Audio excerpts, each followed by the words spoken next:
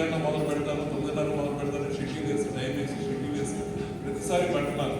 కానీ అనేక దూర ప్రాంతాల నుంచి రావడం, పెద్దలు రావడం, అతిథులు రావడం అంతా కూడా మన చేతిలో లేకపోయి దాని గురించి 11-11:30 ప్రోగ్రామ్ స్టార్ట్ అయితే 1 గంటకల్లా భోజనాలు తిరిగిపోతున్నాం.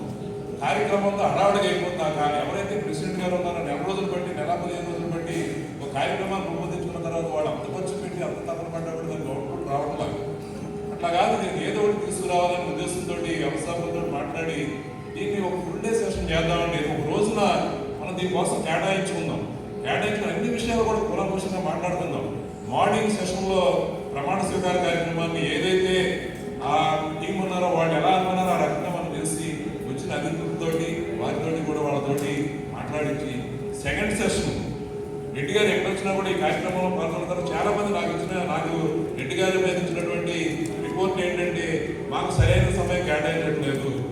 రెడ్డి గారు వచ్చినప్పుడు ఆ కార్యక్రమం చూసుకుని గవగవ మళ్ళా వెళ్ళిపోతున్నా తగ్గ 1 నిమిషం మాట్లాడాలంటే అవకాశం రావట్లేదు అనేది రెడ్డి గారి మీద వచ్చిన రిపోర్ట్. నేను దానికి కూడా నేను చాలాసార్లు చెప్పాను, మీరు కడప నుంచి 500 కిలోమీటర్లు ప్రయాణం చేసి వస్తున్నారు.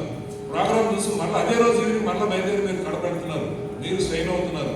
వచ్చిన కార్యక్రమం వరకు మీరు చూసుకుంటున్నారు. కానీ మీకు కొన్ని విషయాలు మాట్లాడాలి, అలాగే మీతోటి కొన్ని సంప్రదింపులు చేసుకోవాలి, సంస్థ గురించి కొన్ని ఆలోచన పంచుకోవాలని చాలా మంది పెద్దలు కూడా మీకోసం వెయిట్ చేస్తున్నారు. వాళ్ళకి సమయం ఇవ్వలేకపోతున్నాం.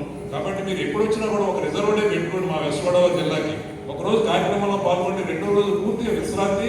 ఇక్కడ ఉన్నటువంటి మా అందరితో కూడా